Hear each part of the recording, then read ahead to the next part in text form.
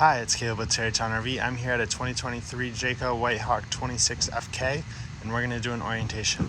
We'll start up here in the front with your power tongue jack.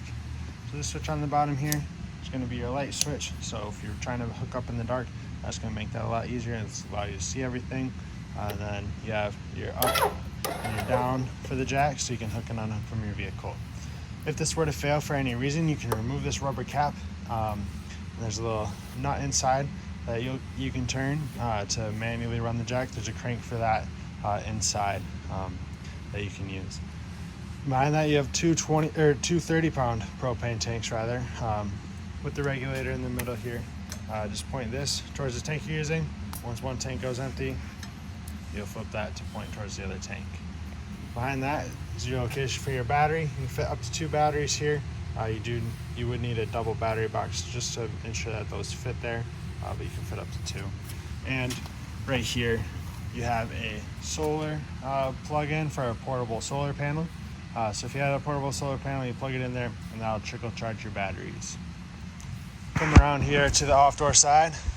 You have a few stickers right here. These are going to have vehicle information for you. So there's your VIN numbers on there. There's cargo weight capacities, tire pressure, things like that.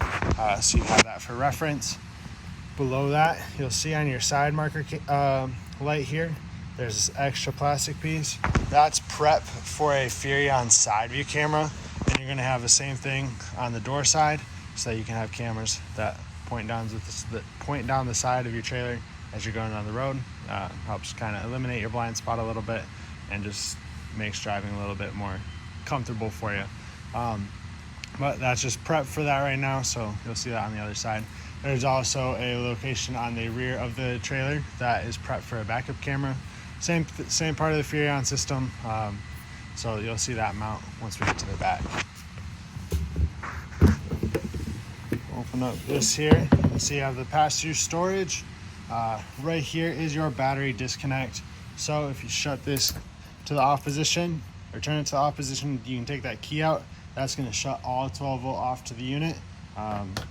If you want your batteries to charge though, when you hook up to your vehicle or to shore power, you want that in the on position, and you won't be able to pull that key out of there. This is an outdoor shower here. It's just hot and cold water with a shower head that you can pull out and use as a sprayer. Right here you have a gray pull handle. That is going to be for a gray tank. That'll run all the way back to your drain back here. That's going to be from the kitchen. And then you have a pull handle here and a pull handle here. This is also a gray tank valve, and then this one is your black tank valve. So when you go to drain your holding tanks, you do want to do it in a specific order. You want to go black tank first, and then you'll pull your 2 gray tanks, one right behind the tire and the one up front. Doesn't matter if you do those one at a time or at the same time. And those are going to come down. It's going to rinse out the end of your hose here. And then once the grays are done, close them, leave your black tank open. You'll come up to here and you have a black tank flush.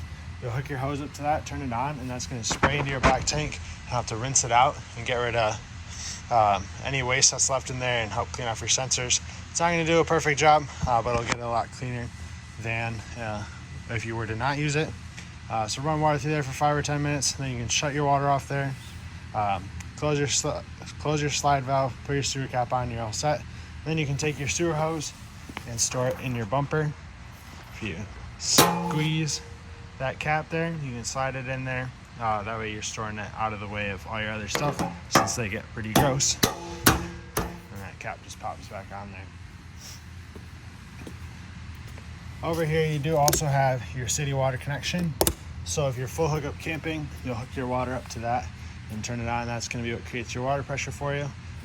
With the city water pressure, or with the city water connection, a lot of times city water has pressure that's designed more for a house than an RV, so it can be a little bit higher than what's recommended for an RV. So we recommend you use a water pressure regulator to lower that into a more suitable range for your trailer. That help keep your pipes from leaking or bursting. And also with these ones that mount to the side, a lot of times it helps to have a 90-degree fitting, so that your hose hooks up from the bottom instead of hooking up to the side.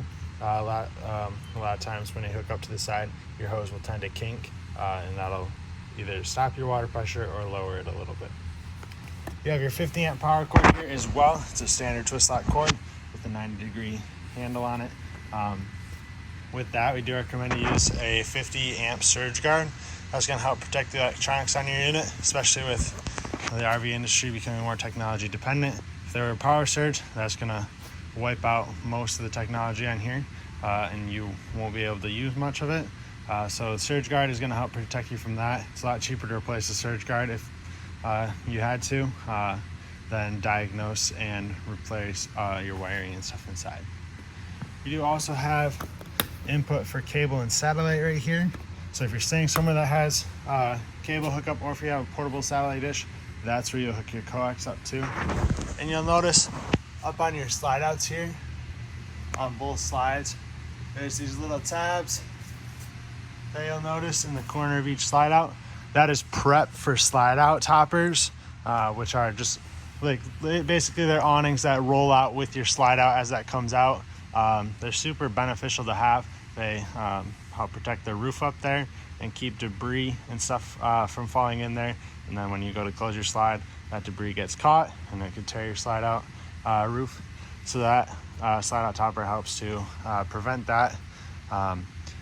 It also does keep a little bit of water out. It's not designed for keeping water out because you can still have rain that comes in from the sides, but it does protect from water a little bit as well.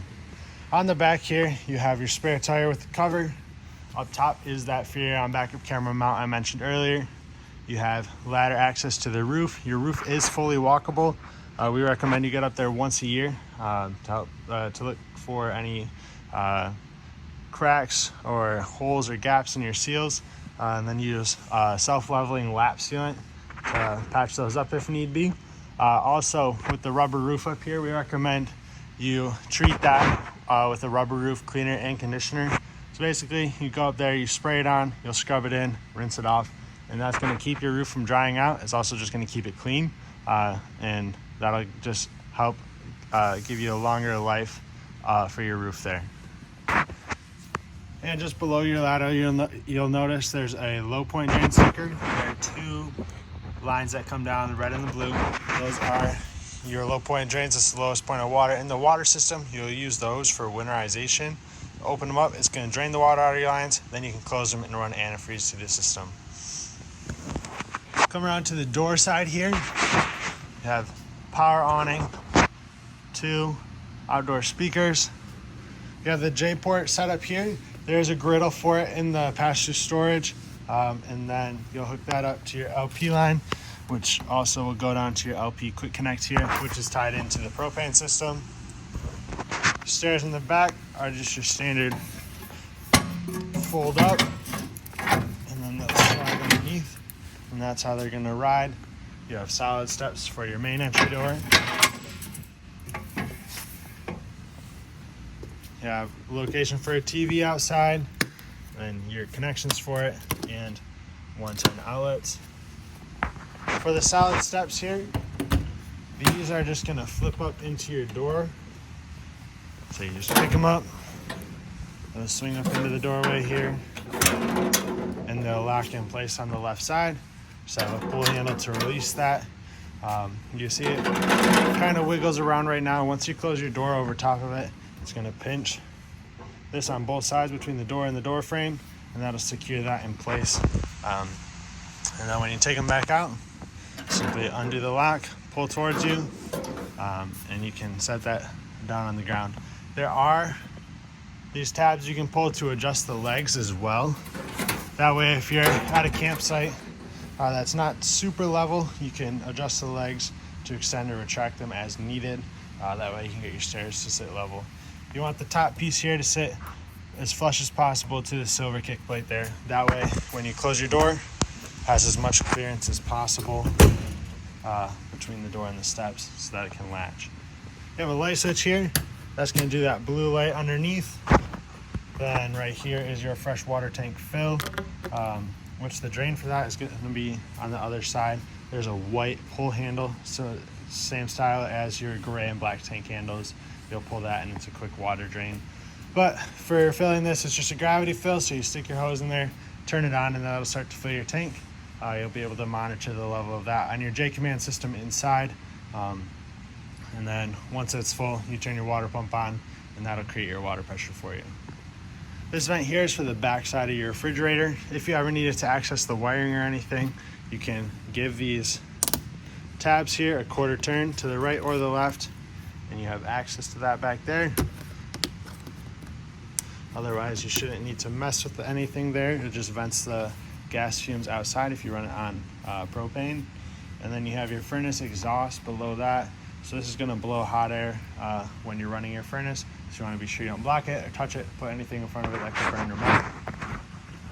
Right up top here is your vent release for the stovetop vent inside. There's 2 tabs on here that you'll release to open up the flap in here so that it can vent to the outside. When you're not using it, you want to snap those shut. That way that seals that off. And you'll notice above it, you have that little white plastic piece. That is a sensor for your HVAC system. So that's just gonna allow you to sense the outside temperature, and it'll send it to your thermostat. Just displays it on the screen inside. Then here we have the Furrion tankless water heater. So you don't have to worry about filling a tank or anything. Super simple. And the controls for this are gonna be inside. You do have an on-off switch here. Once you turn that on, that is gonna activate the switch inside for you. And then we're back at the pass-through storage. That's that griddle I mentioned that goes on top of the J port. You do have a light switch right inside here. That's gonna do the blue lights up front, 110 outlets there, push button light for the storage, and then you have that other spot that's prepped for the side view cameras there. That is gonna be everything out here. We'll work our way inside. We'll go over the J-Command system right up top here. So this is going to be your main control panel for everything. Your main page that it's going to go to by default is going to be your monitor panel here. So you're going to be able to check the levels of fresh, your 2 gray tanks and your black tanks. And as those fill up, that bar is going to darken.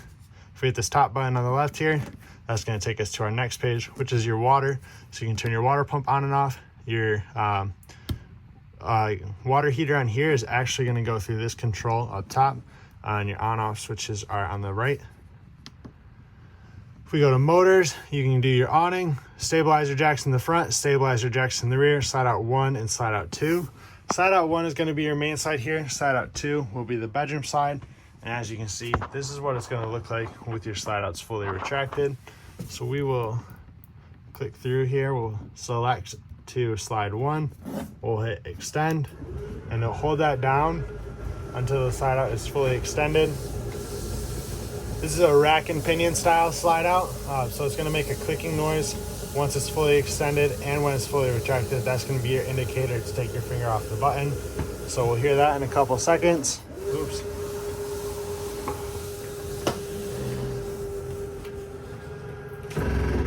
There that is. And you'll notice with this slide, it's going to tip a little bit as it goes in and out. That's because it sits pretty flush to the floor, so it's got to drop down a little bit into that position. Same thing when it comes back in, it's got to tip up so we can get above the floor here and clear that. And then we'll select over to slide out 2, hold down extend. That is an electric slide, so it obviously sounds a little bit different. That is going to stop automatically once it's fully extended. You'll hear the motor shut off.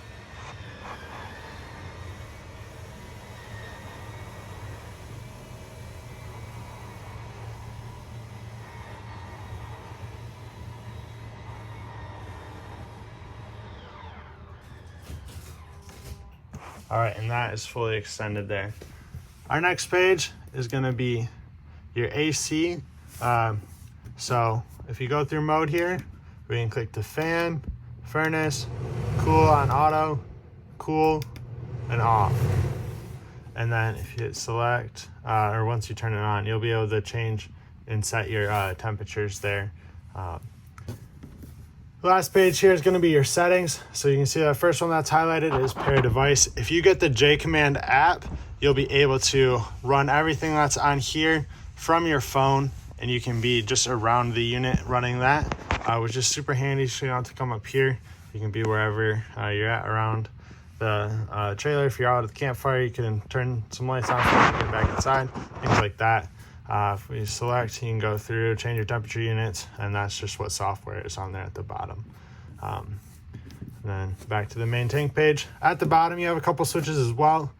These 3 light switches here. Number 1 is going to do all your inside ceiling lights. So the living room, it'll just do the living room lights actually. So you click that to turn that on and off. Second one is going to do your awning lights outside, like that. And if you hit 3, that's going to do your inside and your outside lights at the same time. You'll see these 2 light switches up top. Those are those same light switches here. So living room is 1, awning is 2, and you can do both of them on here. WP is going to turn your water pump on, and then if we go to the thermostat there, that's going to take you to your AC page. For your water heater, to turn this on, just hit the power button, and then you'll be able to set your temperature here for the water. And you see that's a gas water heater on there for you. Come into the kitchen area now. You have your little table stowed away. That's just basically a fold-up table. So that just stows in there, and you have the little lock over top of that. For the refrigerator here, we'll turn it on. That green light is going to come on. Right now it's on auto mode, so that's what the A stands for, and it's auto on electric, because we are plugged into shore power, so it'll be able to run off of electric. If you weren't plugged into shore power, it'll switch automatically over to gas. Just make sure your propane tanks are turned on. If you want, you can also run it on just electric or just gas, or back to auto. And then this little thermometer there is going to change your temperature. 5 snowflakes is going to be the coldest setting, and then it goes 1 to 5. And then you'll hold this down to turn it off. All the lights will shut off, and that's off. You have a standard microwave up top here. It's going to work just like a microwave would at your house.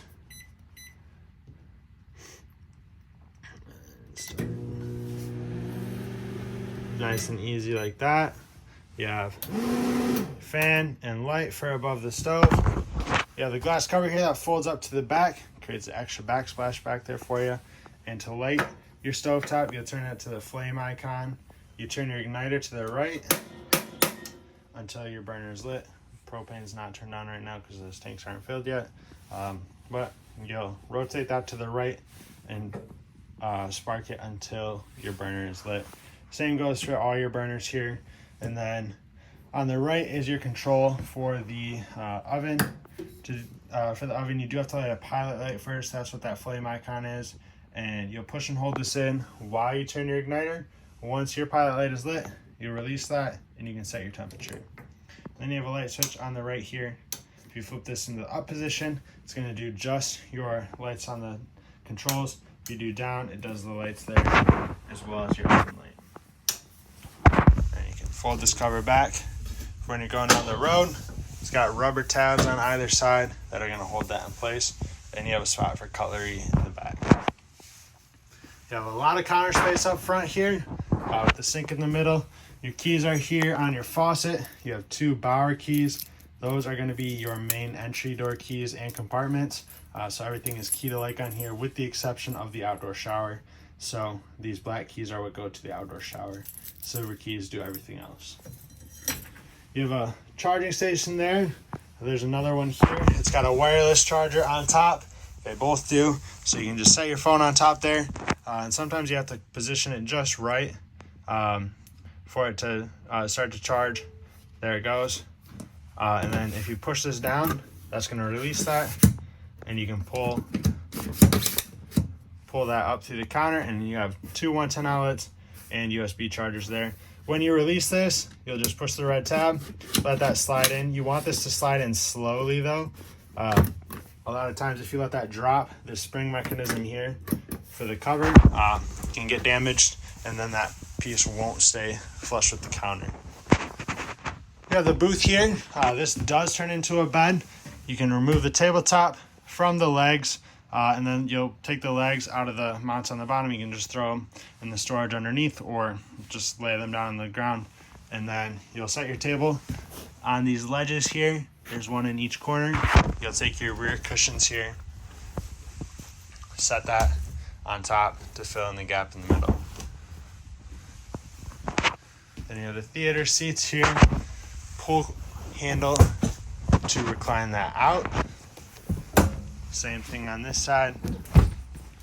Nice and simple. And then there's storage in the middle. We have the entertainment center behind us. So TV up top, radio in the middle.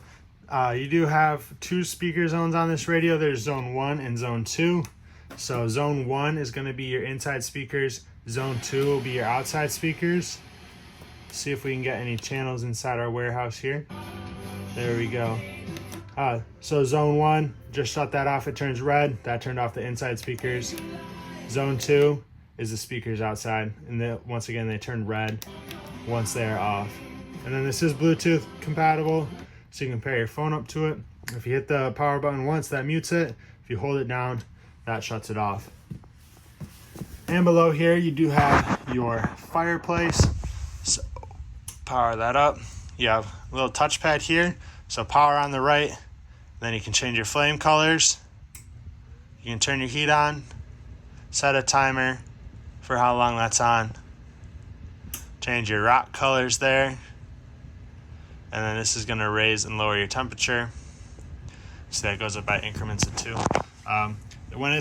When the heat is on here, it's going to blow out just through the vent here. The glass is not going to heat up, so it just puts out heat through there. And this is electric only. You do need to be plugged into shore power in order for that to work. We'll head into the bathroom now. So your toilet here has a foot pedal flush. Halfway down brings water into the bowl. All the way down flushes that into the holding tank. You have some light switches on the wall here. So that is going to do your accent lights there. This middle one does the blue light out top. This is going to do your ceiling light. And the bottom one does your vent fan up top here, which has the manual crank to open and close that. Head into the bedroom now. So you have wardrobe area. It is prepped for a TV. So you can remove this shelf and set up a TV in here. You have the connections. You see, it says there's a backer location here. I recommend you use a stud finder to figure out exactly where that backer is at. A lot of times when factory puts that sticker in there, they don't actually center on the backer. So a stud finder will help you to locate exactly where that's at. You have an exit window on the back here. In case of emergency, if you have to use this, take the red tab here, pull that out. That's going to take your screen out, and you'll take your handle and push it through the door, and you'll be able to exit through the window. Otherwise, there's a little notch on the handle there that you can prop the door open for regular ventilation. Just be sure when you close it that the handle seats in the latch properly there. Otherwise, those windows can, that handle can get undone from the latch there, and then that window will just bounce back and forth as you're going down the road. If we pick up on your bed, you'll notice there's storage underneath here. You have a crank in there for the stabilizer jacks. If those were to fail, you can manually crank those. You have 2 TV trays in here for your theater seats. Those will set in your cup holder, and you'll be able to use those. You have USB chargers on both sides of the bed. Light switch right here, which is tied up to the J command system. And then you have a separate switch for your slide out here, so that you can run that in and out and not have to use the touchpad. And that way you can come in through your bedroom entry door and open up just this slide if you need to. You have another vent with a fan up top here. This one you do have to push the switch there for that. Once again, manual crank to open. And one more thing in the bathroom here. For your shower doors, you have magnet strips that go down the middle to help secure those when you're using it and seal that. And then you have a travel lock here, so to keep those doors from opening when you're going on the road. But that is going to be everything inside of here. Hope this video is helpful to you. If you have any questions, please feel free to reach out. We'd love to get them answered for you. And thank you for choosing Terrytown RV.